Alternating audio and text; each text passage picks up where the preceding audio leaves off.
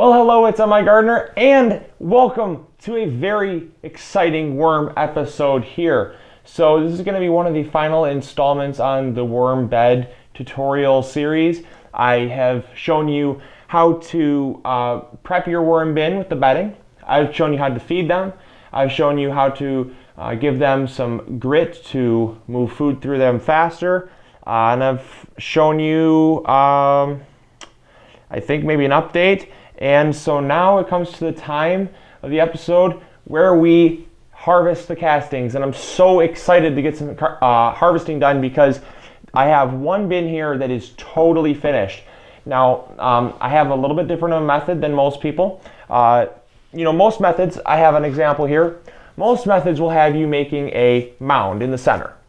And that mound is kind of conical, I guess would be the word. It's a cone shape basically, and the worms don't like the light, so they go into the center of the cone, and then you can harvest around the edges and the top. Now, see, the problem with that is that when I plant indoors, I plan to have a very, very fine potting mix that I want to have really good drainage and allow the roots just to go straight down. And I also want it to not have any undecomposed food, any smaller little wood chip scraps, anything like that. And so that method's great if you're going to just harvest it and use it right in the garden.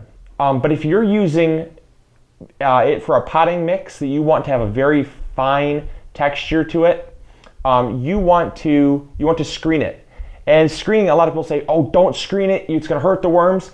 This method is totally safe for your worms, I promise. I've tried it. It's really safe on the worms. In fact, I have a small amount here that I did a test harvest with. And yeah, it's measly, but I did that to make sure that it wasn't going to harm the worms first. It's your option. If you choose to do the method, do that. But this is a very fast method, and it's going to get you super, super great texture. What I have here is I actually have a fireplace screen, and that works really great because it's a flat square. It works out great. But any screen is going to work. It's a 1/4 inch mesh, or it's around a 1/4 inch. I'm not totally sure on the dimensions, but it's about a 1/4 inch screen mesh here. So you're going to get a very fine mesh. Any finer, and it probably will have a hard time going through. This sifted out, I mean, the finest of the fines, and that's what I want because for a potting mix, you don't want the chunks, and you don't want the little bits and pieces of food and rinds that haven't been broken down. And so that's why I'm going to choose this method. So come along with me.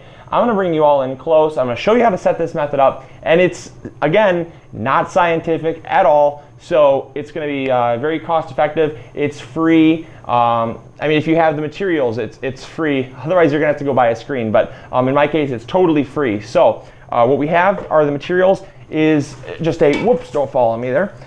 We have a catch plate.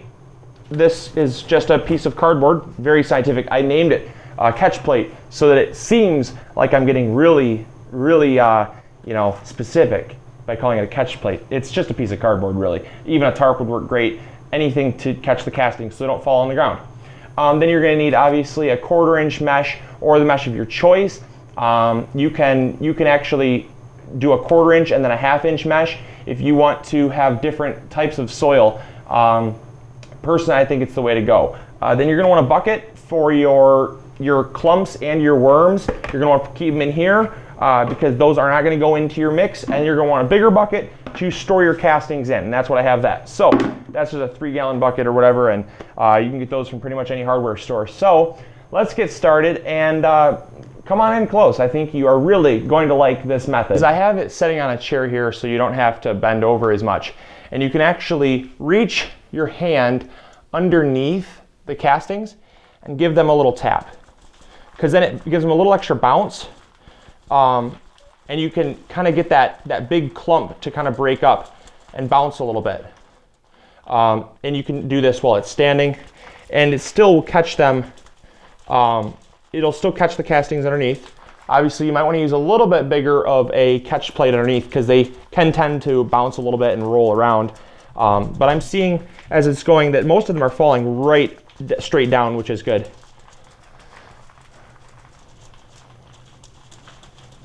And you don't have to be super specific with how much you bounce it. It's you could, as soon as you start to see most of the castings go through, you can just call it a day. And so see, most of our castings here are actually, I'll bounce these down for you. Most of our castings have been sifted through, and these are just kind of balls of castings that maybe are not dry enough yet. But you got your worms on top, and those can go right into the bucket. So let's continue harvesting, and we'll see how much we can get. I'm going to time it, and we'll see how much we can get in about 10 minutes.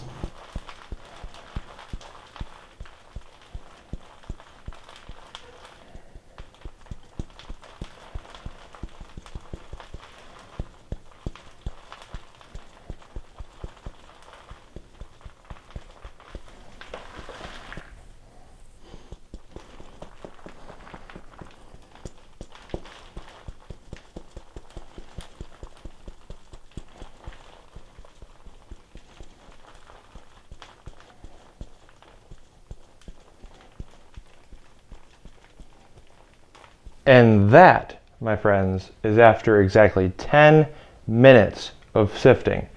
Now, I do believe that I like this method a lot. And I'm going to show you why. If you look at this material right here,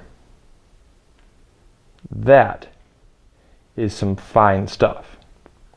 And I went and measured the grid on the fire grate, and it was actually 1/8 of an inch.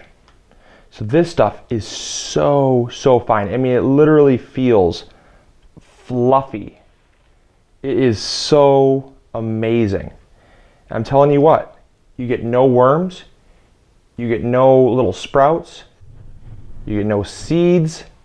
Everything is just pure, beautiful worm castings. Now, I will say that a few worm eggs do get through. I found a few worm eggs, but they're gorgeous castings nonetheless. And I don't care if a few worms hatch inside my sprouting mix. That really cannot, unless I go to like maybe a 1/16 inch, which would never filter out.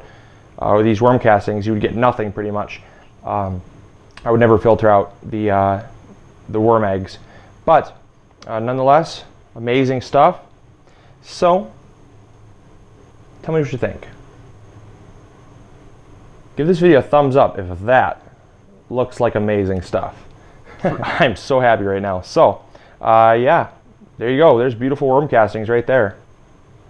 So the grand total after all that sifting, only 10 minutes really, so it's not all that sifting. I still have 3/4 of the green bucket, which I'll do tomorrow when I have some more time. I still have these 2 red buckets that need to be sifted because I have so many worm castings. But nonetheless, check that out right there. So basically, from what I've seen, whenever I go to the organic store, the organic plant store that we have, or the hydroponic stores, they all sell their worm castings, if they have any, for about $2 a pound. Now, those are premium worm castings, and I don't know if this is not premium. I don't know what this would be called. This is like super premium, and so you got at least probably 5 pounds in here. It's a pretty decent amount. This is a 5-gallon bucket, and it's about almost a quarter full. So, you're looking at a lot of castings right there in only 10 minutes. So there you go. There is the harvesting of the worm castings. I hope you enjoyed this episode. Hopefully you learned something new. And, I was also going to say before I end that you can choose any method you want to harvest your worm castings. If you choose to do this method, I'd love to know how to modify it so maybe it's a little bit better. But I like working with what I have. And I didn't want to go out and buy any more materials. I wanted to work with stuff that was free. So I figured, how much more free can you get if you have a fireplace screen and a couple buckets? That's really all you need. Obviously, I mean, you saw exactly the setup that I had. It was not scientific. It was not complex at all. It was just working with what I had, and that's what I like to do, if at all possible.